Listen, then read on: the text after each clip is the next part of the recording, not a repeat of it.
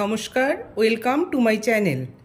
বন্ধুরা, এই গরমের কথা মাথায় রেখেই আজকে আপনাদের সঙ্গে শেয়ার করব কাঁচা আমের টক ঝাল শরবত। এই কাঁচা আম গরমে খুবই স্বাস্থ্যকর একটি পানীয়। তাহলে চলুন দেখে নেওয়া যাক কীভাবে বানানো হচ্ছে এই কাঁচা আমের শরবত। প্রথমে আমের খোসা ছাড়িয়ে নেব খুব পরিষ্কার করে।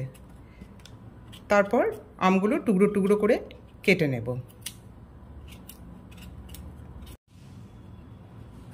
এখানে আমি দুটো আম নিয়েছি, 300 গ্রাম মতো ওজন আছে।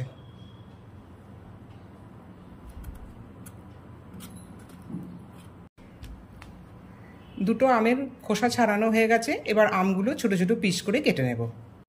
আঁটিটা এখনও কচি আছে, এটাকে বাদ দিয়ে দিলাম।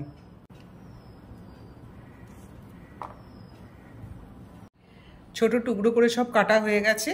এবার এই কাটা আমটা আর এর সঙ্গে আরও কিছু আমি মশলা দেব, দিয়ে এটা মিক্সিতে পেস্ট করব।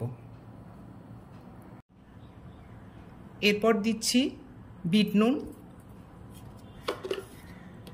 আর দেব একটু সাধারণ নুন।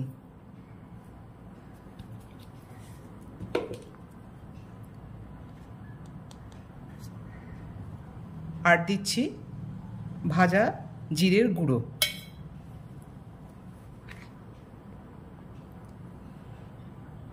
এক চা চামচ গোলমরিচের গুঁড়ো, হাফ চা চামচ চাট মশলা।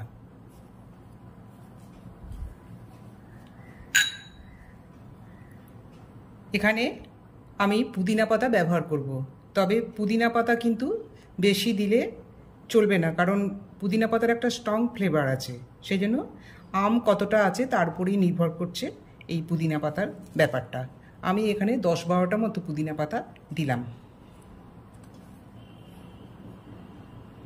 আর দেব কিছুটা ধনে পাতা।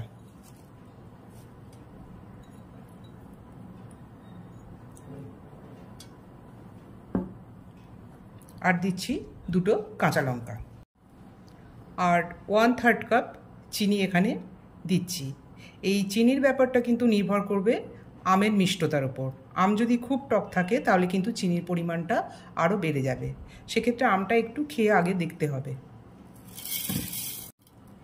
এবার এই সবগুলো একসাথে মিশিয়ে নিয়ে আমি গ্রাইন্ডারে পেস্ট করব। গ্রাইন্ডারে পেস্ট করা হয়ে গেছে কাঁচা আমের টক ঝাল মিষ্টি শরবত। এবার এটা গ্লাসে পরিবেশন করে দেব। এবারে কাঁচা আমের শরবতটা আমি গ্লাসে পরিবেশন করে দিচ্ছি।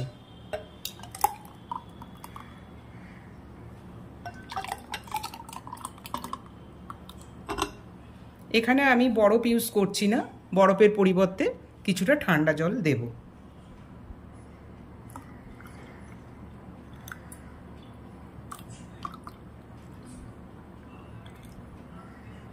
সাজানোর জন্য ব্যবহার করব এখানে পুদিনা পাতা। এই পুদিনা পাতাও কিন্তু আমাদের শরীরকে ঠান্ডা রাখে।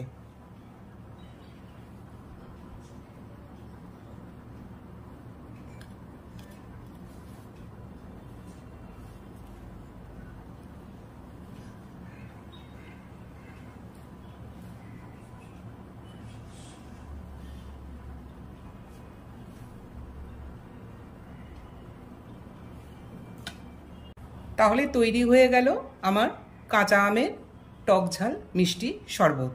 বন্ধুরা, কেমন লাগলো আপনারা কমেন্ট বক্সে অবশ্যই কমেন্ট করে জানাবেন। আর রেসিপি ভালো লাগলে পাশাপাশি অনুরোধ রইল চ্যানেলটি লাইক, শেয়ার এবং সাবস্ক্রাইব করবার জন্য। নমস্কার।